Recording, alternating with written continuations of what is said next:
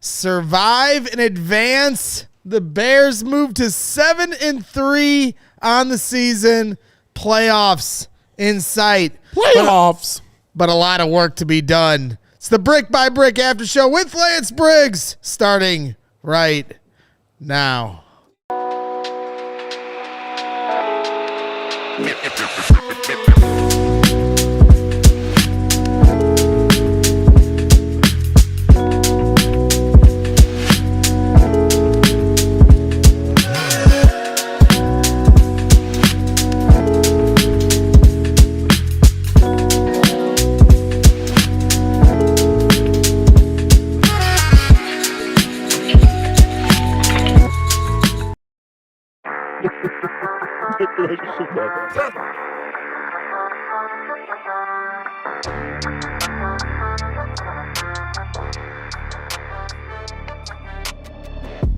Welcome back to the Brick by Brick After Show, presented by our good friends over at Empire Today. Make sure you hit up Empire Today and use that promo code CHGO for a $350 discount on all your flooring needs. Your trusted flooring experts are Empire Today. I am your host, Greg Braggs Jr. Alongside me, as always, is El Boogie, the double nickel, the 55. Burger. Okay, we're going to keep doing that. Okay. All right. I like it. Okay. Our guy, Lance Briggs. Got to tune in for Thursday's show to hear some of the nicknames, as this was kind of the nickname game with 9 on one side for J.J. McCarthy and Iceman Williams. I think maybe both quarterbacks need to clean some things up before we worry about the nicknames. No, you like C. Willie. That's your C. Willie was good. That's your deal. I like C. Willie. I like that you like C. Willie. Well, I like good quarterback play, and we didn't necessarily get that today, but the Bears did get a win. That's 7 of their last 8 games the Bears have won. That is now their 5th game, Lance Briggs, that they are down with 2 minutes to go and come back and win the game. The cardiac Bears. The thriller. The everybody's hold your breath. What's about to happen. It leads to a lot of excitement. You know, it's one of those deals that gets everybody's hearts pumping, and they get worried. They're like, Bears, stop scaring me. However, when the thriller ends in a W, I'm happy with it. Right. Because in a lot of those times, man, you're finding a way to win. And over the last however many years, they've found ways to lose. So this, to me, is inching toward, changing of the culture. Yeah, I mean, good, better, best, right? So today was good, wasn't better, wasn't best, and your good can get better. Your good and your better can get best. Damn right. But we got to get to good to better first before we can get to better to best. Okay. But Ben Johnson did promise us that they were going to be playing their best football in December. So we're not there yet, but we're almost. Okay. Next week's going to be November 23rd. But the Bears have an opportunity, if the Lions lose to the Eagles tonight, to be in first place in the NFC North. Has Ben ever lied to you? Not yet. No? Yeah. I don't think he can lie to you. Never. He's singing sweet nothings into my ear right now. I will walk to the edge of the earth for Ben Johnson. No doubt. He tickles your fancy, huh? He's tickling. Jerry Azuma couldn't make it here today because he actually was at U.S. Bank Stadium in Minneapolis, in Minnesota, I should say. Lucky guy. Yeah. He was. He sent a selfie. He put it on Twitter of him with smiling ear to ear with all the fans, Vikings fans behind him crying. So shout out to Jerry Azuma for bringing back the dub from Minnesota. But this is kind of this is a true leveling out game, right? I mean, the Bears continue to win. Their winning streak extends. It's their second extended winning streak of the season. We have to add you to that graphic right there. I'm mixing the mud somewhere else. We should probably be able to get a historic picture of you, an actual picture of you with the hard hat. That's true. There's some good ones out there. Maybe I'll share a video of me laying some bricks on the Brick by Brick show here one of these days. Shout out to Mitchell Sikorsky, who showed up in the chat. I threatened him in our last post-game show. If you didn't get a chance to watch the first post-game show, you're crazy. Make sure you watch that after this one. But I was yelling at him at the end, and now here he is in the chat here for this post-game show. So shout out to Mitchell. All right, Mitch. Giving you a hard time. But Lance, I'm going to dial you up here. I mean, we kind of have to level out, right? Because we do. I mean, early in the game, there was some frustrations coming from your end. It wasn't screaming from your end. It was yelling. Thank you. Thank you, because I don't scream. Whether it was accuracy issues from the quarterback or Austin Booker getting cut down on a backside run, so just take it where you want to take it, because today was a win, but it certainly wasn't perfect. I just called it as I saw it. It was something that I had seen before that, I took notice last week. I said, man, Caleb was on the money.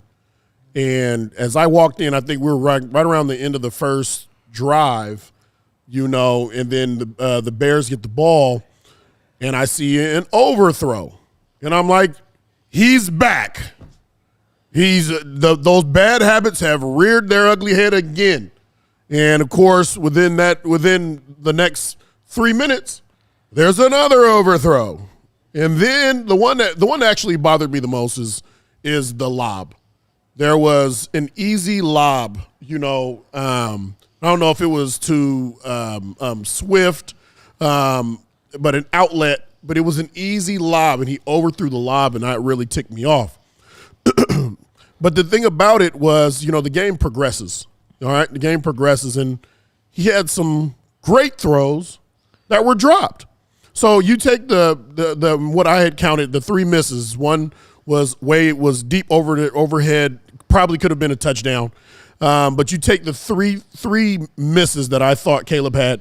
Then you take the 3 or 4 drops that the wideouts had. Right. That's 6 missed opportunities that the Bears offense should have had. Yeah. Now you erase those mistakes on those plays, and this is not one of those hold your breath moment type of games. The Bears blow out the Vikings. The Bears win by at least 2 touchdowns. Yep. So, those are things that we have to clean up. You want to talk about, we got to level these things out. Defensively, Austin Booker everybody was in their gap. All right. We had plenty of guys that were supposed to be in their gap. They were in their gap. Austin Booker got cut. All right. And if you guys want to hear what I said when we were watching the film and Greg was on the other side, I said, this is the reason why he doesn't play. That's what I said. All right. I was emotional. Okay. But he did. He got cut. Everybody was in their gap. He was supposed to be in his gap. He got cut. Didn't get up. He didn't play the cut correctly. And so he was on his knee. The ball carrier ran right next to him for a first down and 15 more yards. We'll talk about that then when a guy is cutting you down on the backside. What is the proper technique to avoid that happening to you? You got to stay square. You got to know that they can't do it while you're engaged with another offensive lineman. So that lineman is going to be scurrying his ass off to the next defensive lineman that's in the next gap, or whether that be a defensive lineman or running back. But while he's not engaged, the backside offensive lineman can now cut you if you're in the box. Okay, so we do that and we start to, and it was fast flow. It was a fast zone where everybody was stepping fast to the defensive left, and the back's going to bend it back to find a hole. Okay, when he get cut, there's an obvious hole right now. He's looking because he knows his offensive lineman is going to cut. So you got to stay square. You got to take defeat that cut block, and then you can get into that gap and secure that gap and the runner. Austin didn't do that. We have seen some good things. We've seen some bad things.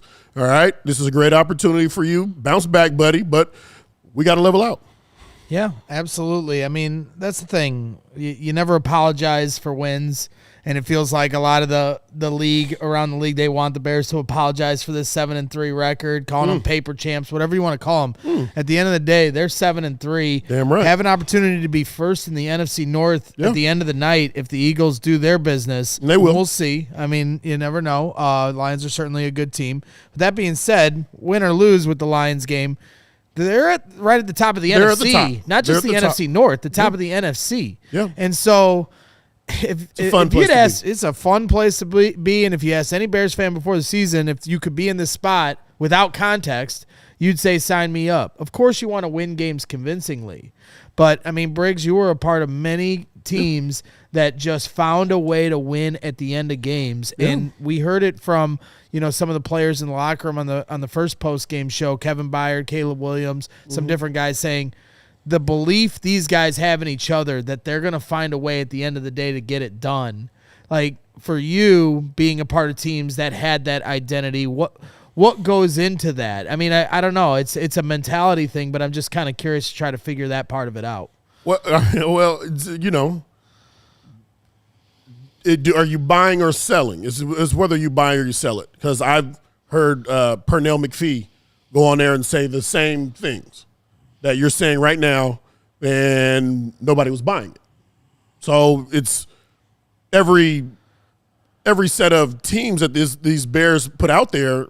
Somebody's saying those similar things, something similar or something along those same lines. Now, some of those lines, maybe during the Mark Trestman era, people might have been saying something like that, but nobody was buying. Okay, during the Fox era, maybe in 2017, people might have been buying, or with Matt Nagy, 2017, people might have been buying, but for most of those years, we're not buying. This year, people are buying because they're young. They believe in this coach, and they believe in where the direction of where the Bears are going. Right, because I think you just hit the nail on the head. Whether it was Trestman or Fox or Matt Nagy, those guys might have been selling something, but the players wasn't always buying it. But with Lovey, you guys were buying it. We were buying it. You believed in what he was trying to teach you. Absolutely. And when you look at this team with Ben Johnson, they're buying into him. Yes, it's the honeymoon phase for all of us, probably players included, but at the same time, he is showing you a pathway, a formula. If we play this way, we can win, and they're doing that. Well, we haven't reached where we're headed yet, I think we're a ways away of reaching that pinnacle, because once you reach that pinnacle, then your job is to just stay there at that level, and that's one of those levels like the Chiefs. They reach that level, and then you have to try to maintain that level, So the Chiefs may open the season 0-2. But they're going to level themselves out and find ways to win throughout the year and get back to that level that they know how to play. So for us, that's the fun part of this is the climb to the top. The climb to the top is a treacherous one. It's one that's going to be met with a lot of obstacles. Yep. But along the way, as long as you can find ways to win and learn and buy in to what the coach is selling, then the words that are being said are believable. Yep. I mean, let's take it back to your team. 2006, you weren't just finding ways to win. You did find ways to win a couple of those games, but you also dominated a good handful of those games to have yourselves as the number one seed and get to a Super Bowl. Well, defensively, we stopped the run, and we got to the quarterback. But 2005, the year before, that was more of the whatever we got to do to win this football game, right? There was different games. I can remember the Panthers game in the regular season. You just found a way to win that game, and so I think that's kind of where this team is at if you want to try to play the compare game. Like, they're still early in it. It's not a perfect team, not a perfect roster, but you're going to find ways to win more times than not. And maybe, you get to the playoffs and you face a team that gets you. Maybe. Yeah. But I would take that. If you had asked me before the season they're going to make the playoffs but get a little humble pie, we all would have signed up for that. I don't know where this team is going at this point, but they've put themselves in position right now that nothing is off the table, and that's really exciting. And I think they're more of the excuse me. I think they're more of the 2004 Bears team that I played on. Where we had 5 wins. But we knew we had something special. They're just ahead of schedule. And let's see what happens. They have a great chance of getting into the playoffs. They get into the playoffs. Like I said, they're would be ahead of schedule. So it's like I said, it's a good way to trend. There's still a lot of things we got to work on. J.J. McCarthy was patting the ball way too much. He patted the ball way too much. We didn't get any sacks. To me, that's one area where we're really lacking right now. We have to get more pressure, and we got to get to the quarterback. Absolutely. There's so many times where I say that, like, you're just yelling, get to the quarterback as a Bears fan, and they just don't. And it's frustrating. You're not going to face guys like J.J. McCarthy who still have a lot to learn in this league every single week. Now, we'll see what happens next week because Aaron Rodgers had to leave the game. Mason Rudolph entered. I think the Steelers ended up winning. But we will see who the quarterback is next week as the Bears return home against the Steelers. That's going to be a big one, and make sure you come out to our tailgates, the corner of Wabash and Cermak. If you go to allchgo.com/events, you can come to our tailgates. They are as good as it gets, the gold standard in tailgating. They have been so much fun. Shout out to the Rhythm people. They were there last time. Senorita drinks, margarita, THC drinks are going to be on hand. We got the beer, all you can drink beer. You got all you can eat barbecue. If you become a diehard, of course, you can get a discount on that event. But the house is going to be jumping in the biggest home game since 2018 coming up here next Sunday. So I hope you can join us there. We're going to take a quick time out, and when we come back, we'll look over some things that Ben Johnson did in this game, look over the totality of this team. We've got some sound from the locker room from some different guys coming up in C Block. So a lot of stuff to get to. Hit the like button while you're hanging out. Get your super chats in. You got any questions for Lance Briggs? We'll make sure to or braggy. If Mitchell wants to, hold my feet to the fire, you're welcome to too. But all are welcome. Appreciate everybody hanging out. Quick 2-minute timeout, and when we come back, more talk after a big win. Hey guys, excited to give a shout out to our new sponsors over at Brunt. Let me tell you about Brunt. They sent in a couple different pairs of boots. I'm getting mine sent here very soon, my personal order, but they sent here for some of the set. These are extremely comfortable. They're insulated. When you put them on, you can feel that cushion, that comfort ability right there. I was raking and shoveling. I was shoveling on Monday for 2 hours. Then I'm raking for 4 hours yesterday. And I'll tell you right now, I need my Brunt work boots to help me get my work done, because what's great about them, the biggest thing for me, they're waterproof. We're going to need those for the tailgates. You got that right. And with temps dropping and the holiday season coming up, these are the perfect gift to make the comfort in your life or for someone else upgraded. So skip the throwaway gifts and get something built to last. Brunt Workwear, our listeners get $10 off their entire order with code CHGO at checkout. That's bruntworkwear.com and use code CHGO. Order today and let them know you heard it here on our show here on CHGO Bears. Can't miss opportunity. Shout out to Brunt Workwear. And while you're saving your money because of Brunt Workwear, then you can hit up Monarch Money and get all your financials in order, because they help you feel organized and confident in your finances. It's an all-in-one personal finance tool that brings your entire financial life together in one clean interface on your laptop or on your phone. And right now, just for our listeners, Monarch is offering 50% off your first year. They do the heavy lifting. They link all your accounts in minutes and get clear data visuals for you. So don't let financial opportunities slip through the cracks.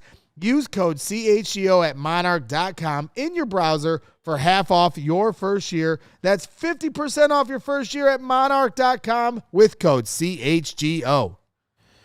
All right, we're back here on the Brick by Brick After Show. Appreciate everybody hanging out. Hit that like button. We're going to do the Foreman review, as we always do here in the second segment of our show. And Ben Johnson has gotten this team from 0-2 to 7-3 after winning 7 of their last 8 games, creating an identity of clutch toughness at the end of games. Devin Duvernay with a big return, Cairo with the big kick to win it. But just going over some of the things that we always focus on: 6 penalties for the Bears, 7 of 18 on third down. Not terrible, not great. 140 rushing yards, good. But 180 passing yards, Yeah. bad. So 320 total yards overall, not great. 2 sacks allowed. 2 sacks allowed, but no turnovers.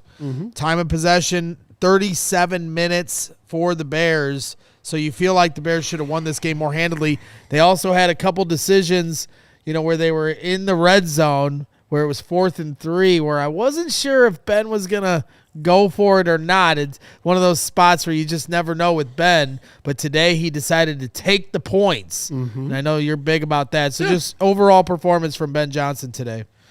I'm going to say a few things that you probably won't like. I didn't like a few of his calls today. Oh, boy.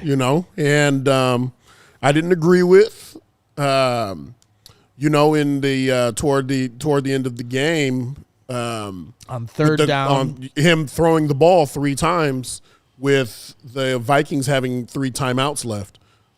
So it's one of those deals like, it's supposed to be a 4-minute situation where you want to try to run the ball, try to get first downs, and force those timeouts, force them to bleed the timeouts, and you kill the clock, you kill their opportunities to run down and try to score, and that didn't happen. He threw the ball 3 times, with I think in those 3 plays probably killed maybe 16 seconds. Right. Probably 16 seconds, they punt the ball, and then the Vikings return the punt to the doggone 25 and end up scoring. Yep. And then you also had the play where they're on third down, a crucial third down at the end.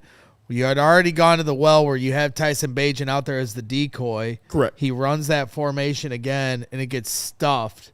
And it just didn't feel like in that point. We've seen a lot of cute play calls in our time with Matt Nagy. Right. That felt like one of those moments. And I know you're always telling me to trust Ben because you live with Ben, you die with Ben. This is what he's going to do. But that just felt like he was overthinking the moment a little bit there.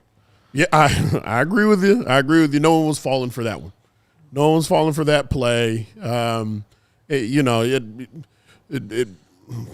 don't know why he dialed that one up, but again, it is what it is. That's a play. Like I wasn't expecting it to be a reverse. I was assuming it was going to be a run anyway, downhill, and it didn't work. There were some plays where even Darnell Wright, on a toss play, got his face crossed, I think by Jalen. It's when you see good go against good. He crosses his face and gets into the backfield and makes a huge tackle for a loss. That's what happens when the other team, they get paid as well. Yeah, the one thing I will say from the first half to the second half, and it felt like possessions were limited in the first half. They did have the one long drive to get the touchdown to Kyle Monangai where I felt like they ran the ball better.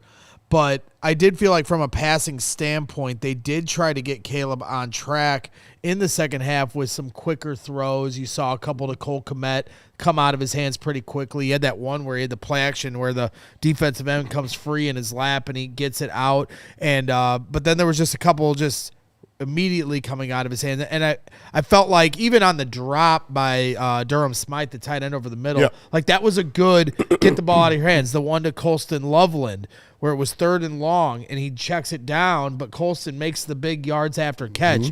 Like there needs to be more of that.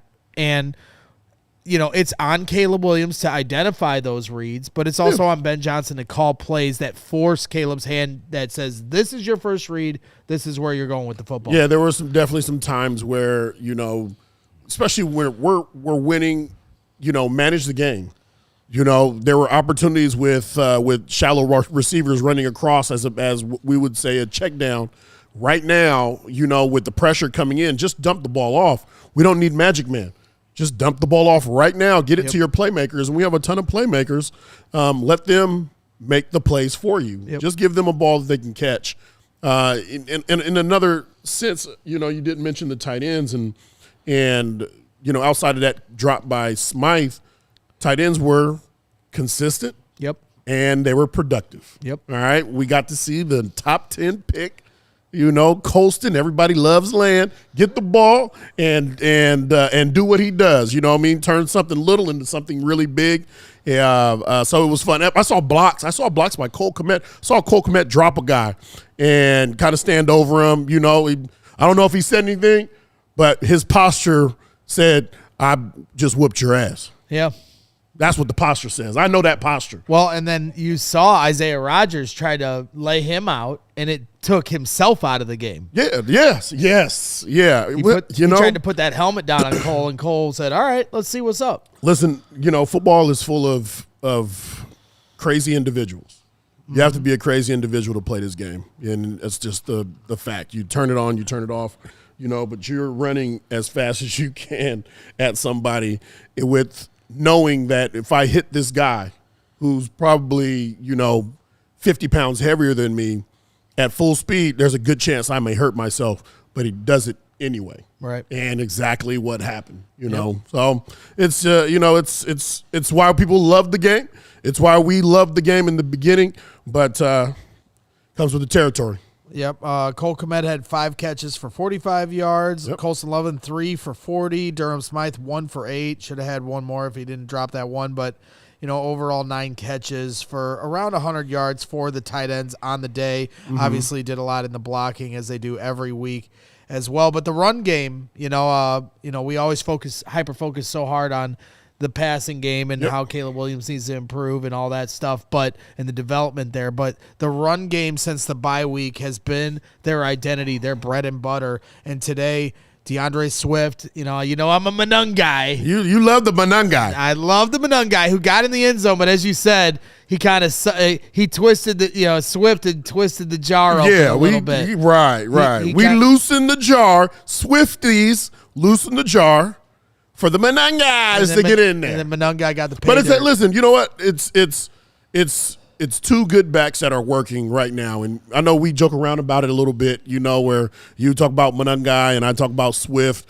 But if we're both rooting these guys on and these guys are being productive, it doesn't matter. That's a healthy competition. Yep. And Monangai ended up with 21 carries for 90 yards, 4.3 average for DeAndre Swift. He had some big yards, big runs at the end of the game. I mean, hey, I know Devin Duvernay got him to midfield, but the run game, because Caleb didn't throw a pass on that final drive to get him in field goal range. It was the run game that got him just enough to get into field goal range. And even on that final run, it almost was a first down. It ended up being 3rd and 1. They couldn't get it. And so they ended up taking the field goal on 4th down, which, obviously made sense. It was for the win, and Cairo kicked it through. But, it was interesting to see all that go down. So I think overall Ben Johnson is just, continue to scratch and claw with this team. But there is so much untapped potential with these Chicago Bears. So the fact that they've won 7 of their last 8 games, and we can sit here and spend the majority of a postgame show saying – they've got to do all of this to clean up, to be a go from good to better to best. That leaves me so encouraged as a Bears fan. And, hey, no time like next week to put yourself a whole 60 minutes together against Aaron Rodgers and the Steelers. I agree. I'm pleasantly surprised and happy, this time of year, Bears fans are usually, depressed about football. Yep. There's a lot of football Chicagoans in Arizona. They're all over the place. They travel extremely well, and they want to bring out their Chicago gear. They want to have it. They want to show it out. They want to show it with pride. It's hard to show it with pride when you have consecutive losing seasons over and over and over again. So. This is a good moment. These are good moments for Chicago Bear fans, because we get to not only break our presence out in this holiday season, but we get to have a chance to probably wear it with a lot of pride. Yeah, it's great. I mean, walking around in public, you see somebody else wearing Bears gear, bear down. Yeah, it's start uncovering the tattoos a little more. Yeah. Everybody's got a Bears tattoo. Yeah, well, somewhere. We got our guy Ken Mahalski at the tailgate. You got to meet this dude. Yes. Yeah. At some point, every time at the tailgate, he takes his shirt off because his nipples, right above his nipples, it says "sweet and sour" tattooed. I don't know if I really want to see that. I'm glad that you experienced it, though. Ken is a salt of the earth guy and a Hall of Fame more of a tailgater. Braggs thing. No, you love Ken. I'm glad you had that experience. Trust me, you'll love Ken. Trust me, he makes great food at the tailgate too. I'll tell you what, it is exciting. Next week, home game against Aaron Rodgers and the Steelers. If Aaron plays, we'll see. Let's say Aaron does play. What would be your advice as somebody that went up against Aaron Rodgers many times? Like, what is something that you always knew to prepare yourself for in weeks leading up to knowing you're going up against Aaron Rodgers? He's frail, He's frail. He's frail. You've got to get pressures. You got to get QB hits. You got to get sacks. Wow, he's frail. Yeah, that's what it's not frail gate. He's frail. He's known to be frail. I could not agree more with Lance in this moment. Thank you. He is an old, frail, weak man now. Okay. Yes. Okay. And I'm not worried. All right. You two are freaking me out because Aaron Rodgers has serious. tortured my life. And so this is a lot of smack talk. Now. He's fine. This frail. isn't Fine. 5 I'm not years saying he's ago. not frail, and he's hurt right now, so he might not He's even tortured play. Even your more life. reason. He tortured your life like I was on the field. I can name I was 5 other on the quarterbacks field. that I'm more Man, afraid you of. know how much money I spent on tickets? I could barely afford it back then, Briggs. Now listen. Outside of the frailness of his tender age, from a gameplay standpoint, you always talk about tendencies. That's what I'm trying to get out of you right now. Is what are some of the things you game plan for in terms of Aaron Rodgers and his tendencies of things that were his go-tos? Well, not to put you on the spot. I know the we're scouting talking reports about Aaron when he was, kind of at his peak, or a lot of those peak years. He didn't have many holes. So, the percentage of him throwing to his right, to his left, were pretty much almost 100%, if not 100% on both sides. And then if he was flushed out of the pocket to his right and to his left, it's like 99%. He's a guy that puts the ball like it's, exactly where it has to be every time. So for us, we have to be very good with our pass rush. We have to be very disciplined in our coverage. We have to make sure that we are getting correct jams. We're playing very smart. What I do know is he will look at his first read and he'll come back and throw backside blind. He just throws it very accurately. So there's been a couple times where I've actually dropped a would-be interception because I knew he was coming back to the backside slant, and I sat and held my water and then broke to the slant, and of course I fumbled the bag, and but again, like I hate to say it, but like his frailty really does play to the strength of his opponents. We get good pressure on him, and you get a hit on him. Shoot, you saw when he threw early in the season, he threw a touchdown. His teammate bumped him down. He got up pissed off. That was like ridiculous. You could have hurt me. Like you could have hurt me. That was wild, right? Though. The offensive lineman tackling him from behind, that was kind of wild. Come on. Brett Favre got tackled his whole career. After he scored a touchdown, he carried guys. I get it, but we're dealing with Aaron Rodgers. He's a lot more frail than Brett. See, what we need to do is get Woot out there. We need a pass rush anyway, and Woot, obviously I take I'm not trying to dunk on the way Favre's career ended, but at the same time, we all know what Woot did to Favre. Yes. So we put Woot out there against Rodgers, and then we just have him do the same thing, Woot at the age he's at right now, the year with these years. Oh, come on, you guys. I don't know why. Why do people always do this to football players? I just saw Ryan Clark talking about I could not suit up and play anymore. Like I have no desire to do it, and I won't want to do it.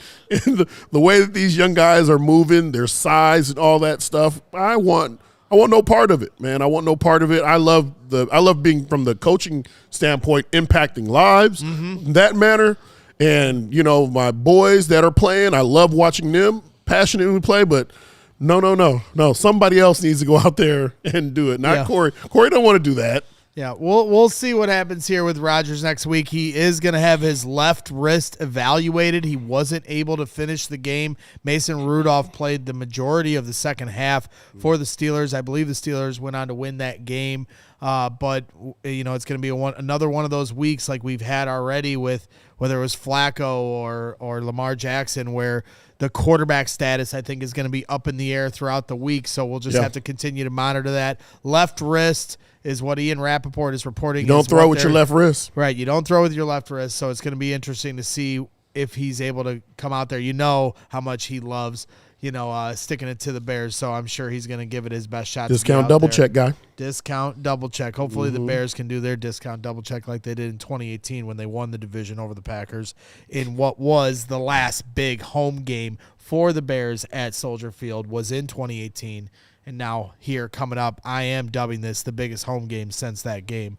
And I cannot wait for it. So we're going to take a quick 2-minute timeout to give a shout-out to our presenting sponsor, Empire Today. And when we come back, we got some sound from the locker room from Devin Duvernay and Tyrique Stevenson, who battled through some stuff here today. So good to hear him talk to the media afterwards as well. So hit the like button while you're hanging out. Subscribe to the channel as we are gearing towards 100,000 subscribers on the CHGO Sports Channel. We appreciate every single one of you. When we come back, more talk about this big win. Want to give a shout out to our presenting sponsors over at Empire Today. Just like your favorite team needs a home field advantage, your home needs a home floor advantage, and Empire Today can help you get that. Empire Today has flooring experts, dedicated flooring professionals who focus on flooring every single day of the week. We've all been to those big box stores, and yes, they have a flooring department, but the person helping you with flooring was a plumber the day before.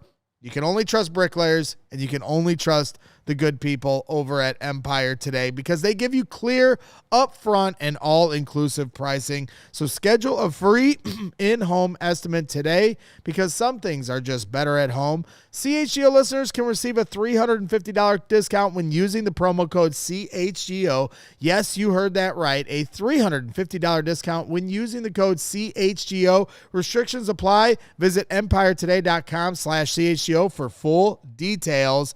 And also, right now, got to give you a shout out and give Adam Johns a shout out because he's got the Die Hard offer for you. See the QR code on your screen. You can scan that, or you go to allchgo.com/diehard. Use the code Johns, that's JAHNS, and you get to become a Die Hard with our great community for just $36 for the year. You unlock premium, exclusive written content from Adam Johns, including Adam Hogue, Mark Carman, Patrick Norton. They're all doing a great job writing things across the board for your Bears coverage. You get a free shirt as soon as you sign up. Then you get discounts on all future purchases on merchandise and events, including our tailgates coming up here next week. Aaron Rodgers coming to town. Are you coming to town?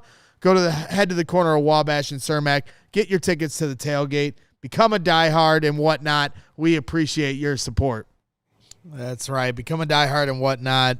Shout out to Mark Carman for the greatest sell you could ever have to become a diehard right there. All right, well, let's get into it. We got some different sound from the locker room. Where do we want? Let's start with Devin Duvernay, who is one of the heroes of today's game. I've never said a bad thing about Devin Duvernay throughout the entire season.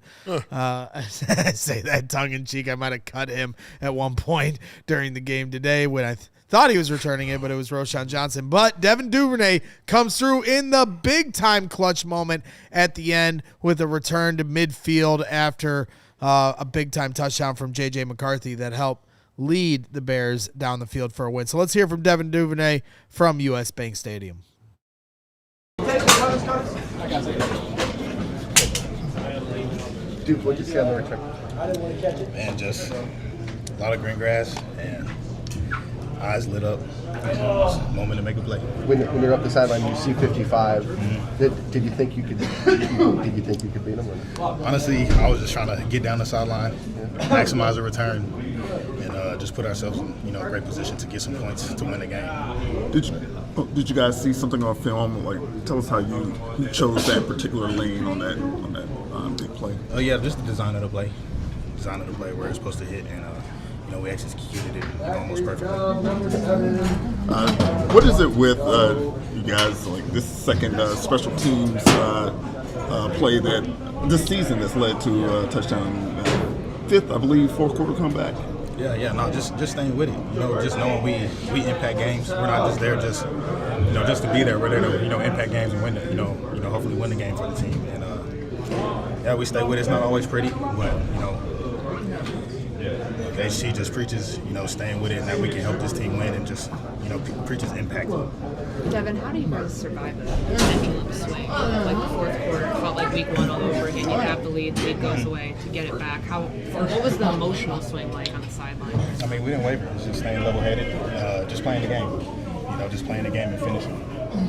Do you guys think that maybe special teams might have cost the game with that big return by Miles Price, 42 yards to set up their touchdown? No. I mean, the game's not over until it's 0-0-0 on the clock, and like I said, we just got to keep playing the game, keep playing, and we know our plays will come. What was the message in the locker room here? Talking about hot mic. What about hot camera? Man, listen, it's bystander fire. He wasn't even in the interview and he was getting dressed, but listen, I don't want to see anybody's naked ass in the locker room. It was boxers or briefs. Yeah, I don't even want to see that. I don't want to see that briefs. either. But ass out there for that, as we heard from Devin Duvernay. What do they call it? Plumber's butt? Yeah. But Devin Duvernay with the big return. Yes. Special teams has had a crazy year, right? Because it has been a bad special teams unit for the majority of the season. Their Right. kick coverage, their punt coverage, they can't tackle. The Devin Duvernay has had not great returns all year. Cairo's missed kicks. Torrey Taylor's had bad punts. The onside kick unit buffs one against the Bengals across the board. And yet, you have a blocked field goal with Josh Blackwell to win the game against the Raiders. And then you have the Devin Duvernay and Cairo Santos combination to end this game and win this game against Vikings. 2 wins that you can attribute to special teams, but yet all this mess on this special teams Yeah, unit. because you're missing out on, the running into the kicker or the kick returner or punt returner, running into the punt returner. Yep. There's and the big punt return. Yep. Big punt return at the end of the game. Price. Yep. So you always look for moments that the special teams helps the team win. There's 3 phases, and each phase is important. And if you're lucky enough to have a special teams phase or unit that helps more often than not, and for us it was Devin Hester. We had Johnny Knox. We had a bunch of Daniel Manning. We had a lot of players that could return the ball, but we also had a lot of playmakers, on our special teams units that would cause fumbles and get the ball and would turn the field over for our offense and defense. So special teams is a very important part of football, and it shows today, especially, in the clutch. Yeah. So I'll give a shout out to special teams because I had my doubts. Richard Hightower is on the hot seat as far as I'm concerned, and I like Richard Hightower as a person first and foremost. He is. He's a good dude. So I just have to put that. What are we doing? I have to put that internal bias out there first. I wish I owned a team with you. And we had to fire somebody. I wish I had because I would have. No, you'd be great at it because you're always going to lead with really. Listen, Richard, I really like you. All right, I like you, but we got to fire you. Right, it's like in Moneyball when Brad Pitt tells Jonah Hill, like, "Hey, you got to fire somebody," and he's like, "Practice how you'd fire someone," and he's like, he's like, "Hey, I know your family." He's like, "No, just fire. Just fire him. Yeah. Don't pump me up. Don't pump him up. Just say you're fired." Yeah. Well, they survived, as I said in the first post game, survived in advance for Hightower. Cairo, and Devin Duvernay, who I've got a very critical eye on all three this late into the season and not seeing enough. But they won the game, so I cannot be hard on this. Factless. I like that right there. Factless Richard here. Hightower can be a good dude watching in the stands. Yeah, blank name saying Rich Hightower can be a good dude watching the stands. Blank name, And then yes. Factless says Hightower needs consistency on his teams. Too much up and down. Never know what you're going to get from them on any given Sunday. I agree. So, we'll see. We also have to hear from Tyrique Stevenson from the locker room. He had an opportunity interception. Deshaun Wright was playing a little pass defense there on Tyrique Stevenson. Do you have something on that? At the end of the day, like here's the thing for Tyrique is, and I know he got hurt on the play, but you're losing money every time you have an opportunity to catch that ball and you release it. When you talk about shutdown corners or corners that want to get paid, you get paid off of the amount of interceptions that you have. Right. You get a lot of PBUs. Like I've seen DBs in the Bears fold. Lose money because they were getting more PBUs and they were dropping picks. Yeah, but Deshaun Wright knocked that out of his hand. And listen, it was in his hands, right? Yeah. Listen, as a kid, I was taught if you touch it, you can catch it. So whenever I touched the football, and the ball fell, I had to do push-ups. Yep. It wasn't, and the funny thing is every time I turned around, I was like, what? Somebody hit me, but did you touch it? I would say yes. All right, well, I'm just getting down. So every time I would touch a football, didn't matter what the cause of the drop was, I knew immediately I'm getting down, I'm getting these push-ups in. Because at the end of the day, I've got to catch the ball. You got these receivers. Receivers have all these guys that are fighting to get the ball out. And the best ones come down with the ball anyway. Yep. All right? They don't look for the excuse. They don't look for anything else. They just come down with the ball. So, especially at the professional level, Tyrique come down with the ball, man. And I stress that because I think he's a great corner and he deserves to be paid. But in order to get paid, you have to hold on to those. Yeah, 100%. Deshaun Wright was able to come down with an interception in the end zone at one point. But let's hear from Tyrique Stevenson here in U.S. Bank Stadium. He was toughing through an injury at the end of the game, but speaking to the media, sometimes is an indication that he's going to be okay. But let's hear from Tyrique and hear what he has to say. Yeah, definitely tough because I want to be out there with the guys, making stops, making plays, and just doing what we've been doing. Just doing what we've been doing all week, pretty much. Just playing together and going out there and dominating.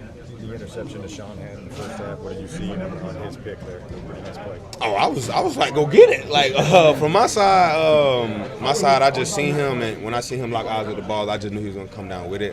Definitely happy for him though. He was a little emotional after that. Yeah, I told him earlier in the week he was gonna get one. The best thing you could do is just give your praise. Thank God for it, and just shout out to him, and it came true in the place where he came from. So definitely a great story for him. Shout out to Shawnee. What's it like to be every week a game like this kind of for you guys at this point? I was saying earlier when we first got here, I was like, we can't even celebrate. This is becoming normal, and when you get wins like this, that shows like the team effort and everything like that. But definitely proud of these guys for going out there and coming out on top. Would you like to get maybe an easy one at some point? It's the NFL. Yeah. We could win by 0.5. I'm happy. I'm happy. But definitely shout out to these guys for going out there and getting the win. Definitely would love a dominating blowout win, but you get them how you come in the NFL. Tyrique, I don't know if you already addressed this. When you and Brisker collided, kind of what happened on that? I was saying earlier, I'm still asking stories on what happened. Next thing, I went for the ball. Next thing you know, I look over, me and Briss hurt. But if we both going for the ball, it's really no ill intent because it happened in practice multiple times, so this ain't the first time it happened. So when they score late in the game, and obviously it's a 1-point lead, how do you guys maintain demeanor of just it's 50 seconds left, now you're putting the ball in the hands of the offense to be able to pull this thing out? We believe in them, and that's really what it is. Keep the main thing. Go out here and attack one play at one time, and then it's on to the next play. Never look ahead, and that's what they did. They went out there, they got first downs, got Cairo to his kicking spot, and he nailed the game. game for us. There were 2 more picks, and including one in the end zone. How big was that as you guys just continue to take the ball? We just noticed that when we win games, even close ones, big ones, it starts with us. And every goal we coming in is 4. So just the fact that we could go out there and get 2 and capitalize on 3. We left a couple out there, but just definitely when we take the ball away, I feel like this team gets the momentum to go out there and finish our games like this. Did you guys feel, McCarthy was having accuracy issues all day. Did you guys feel like you were doing something to force him off his spot? Yeah, we feel like we was taking away his first reads and the windows that he liked to throw in and forcing him to make the throws that he was making. And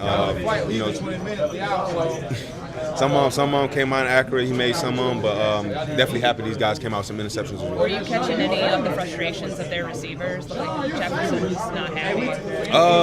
Yeah, but I feel like the type of guy he is, it's always going to be like that. He's not getting the ball, but definitely you could see it in some of the way they run the routes and everything. But these guys stayed the course and they started to believe, and I'm happy the guys went out there and shut that down. Are you going to be watching the Lions Eagles game tonight?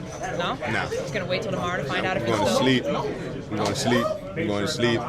It'll be all over the internet tomorrow. You're right about that. Thank you. He said, nah. Not watching Eagles. Braggs, what the hell is 0.5? Winning by 0.5? Is that a score? Is that a score? It's not a score. That's not a score, right? You can't win, Steve. You can't win by 0.5, right? It felt like they won by 0.5 today. And I think that's kind of what he means there is just this team is just winning by any means necessary. But, today was a weird one, and they pulled it out. And like he said, you can't even get it. They're not even getting excited because it's just what they're doing here lately. But it's just one of those things where it's like, all right, cool. They won, but it's time to clean things up. And I like that mentality. You heard it from Kevin Byard in our first postgame show.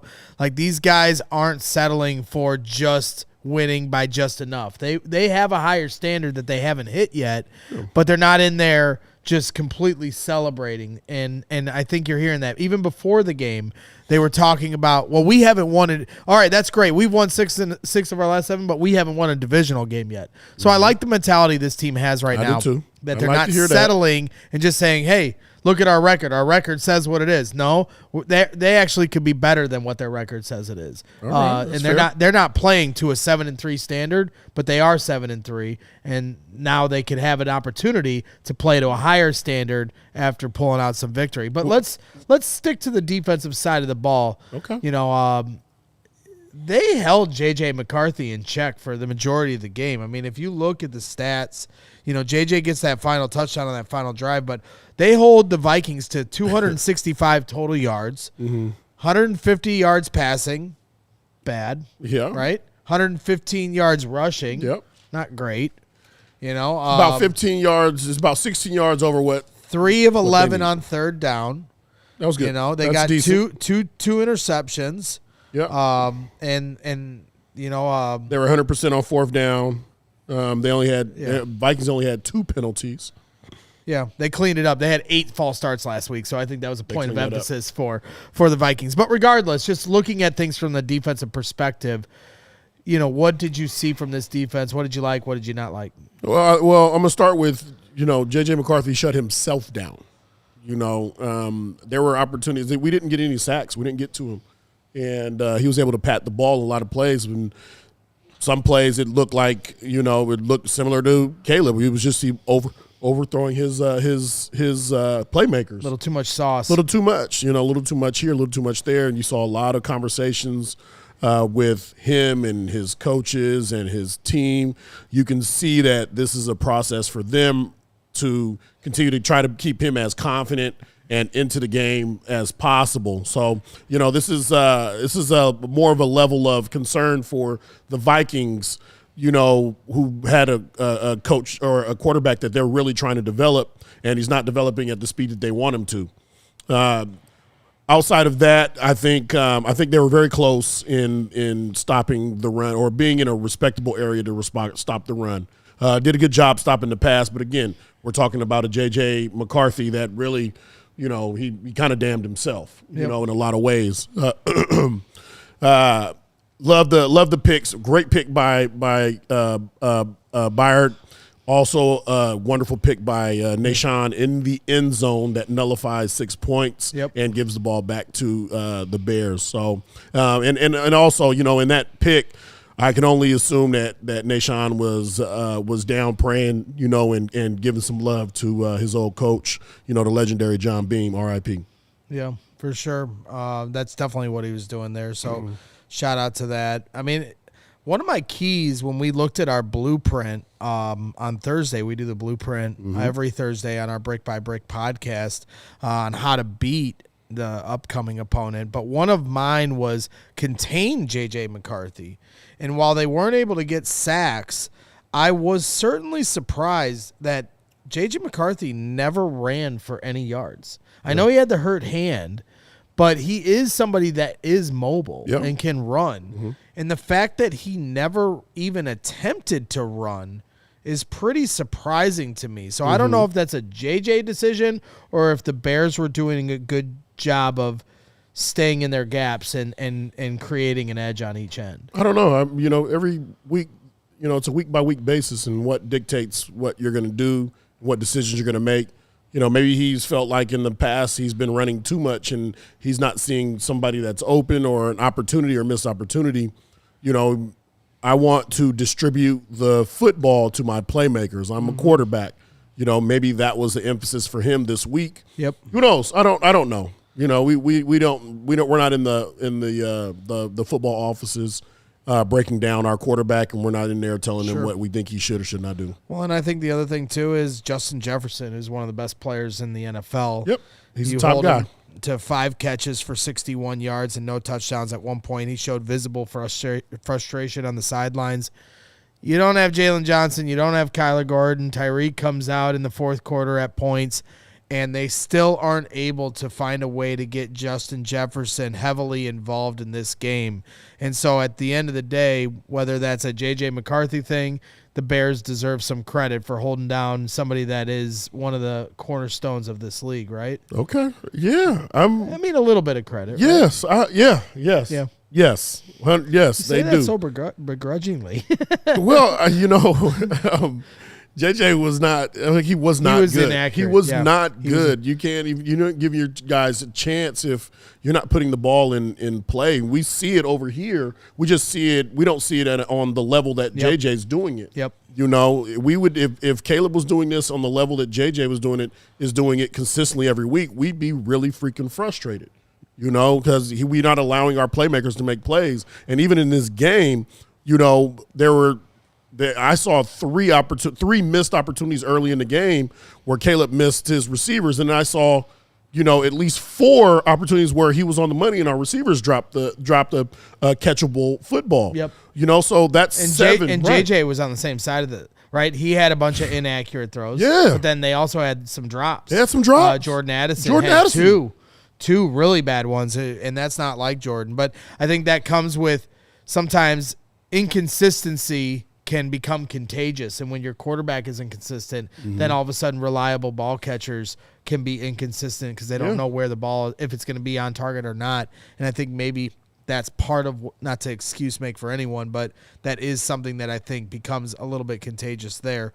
So, I know the Vikings fans are going to be asking themselves a lot of questions because you get a clutch touchdown from JJ at the end, but overall it was an ugly performance. They were booing him. Yeah. They cheered him at the end, but he got booed a lot. Yep. He got booed a lot, and JJ's going to have to figure it out because the Vikings fans typically are one of the nicer fans in the NFL. Yep. I think Packers fans than they're Vikings fans. Yeah. Nicest in the NFL, and they were booing him. Yeah. That means they're fed up. Yeah, well, we'll see. And they got a good play caller back there, so you got to believe in Kevin O'Connell. But, hey, have fun, Vikings, figuring your quarterback situation out. We've got our own quarterback stuff we have to worry about here in Chicago. Not our problem. Caleb Williams, 7 of his last 8 games, helping his team lead to victory. So Bears are looking at a playoff situation here. Hard hat lunch pail as we finish things up. Who are you giving your hard hat lunch pail award to for today's victory? My hard hat lunch pail is going to go to Nashawn Wright. Huge pick. In the end zone, nullifying that 6 points. I called Jerry Azuma earlier today, and he told me, he said, listen, use my hand and let you know that I have given you a thumbs up too. So I literally have Jerry's hand right here. This is it. You can see it's the same color, everything. That's him. All right. It's, carbon copy right there. Bam. All right. And Carbon copy. Yes. 3D printing. And he gives the thumbs up to Nashawn Wright. Okay. All right. And I'm not saying anything because after Thursday, when I kept getting everyone's names wrong, you put me on the spot. you only get the black guys' names wrong. All right. Well, thank you to Sarah as always. We're running the ones and twos. We have one super chat here behind the scenes. Stash says, "Remember 9 will always be half of 18." Bear down. That's right. That's the Brickalytics here to finish the show. So that wraps things up. Thank you once again to Sarah running the ones and twos behind the scenes, and Steven Sarah. working hard as always, and Emma as well doing the social. Thank you to L Boogie, Lance Briggs, Jerry's hand, bringing back the dub from Minneapolis, Minnesota. Oh yeah. Thank you to all of you that tuned in here. Make sure you hit the like button on your way out. That wraps things up for the Brick by Brick After Show. Bears win 19-17, 7-3 on the season. Look ahead to Aaron Rodgers and the Pittsburgh Steelers next week. 3 shows tomorrow, 9 a.m. Hogan Johns, 1 p.m. CHGO Bears, 7 p.m. Bears After Dark. All of that on a Victory Monday once again. So keep your head up and always bear down. See you tomorrow. We all silly like the mayor.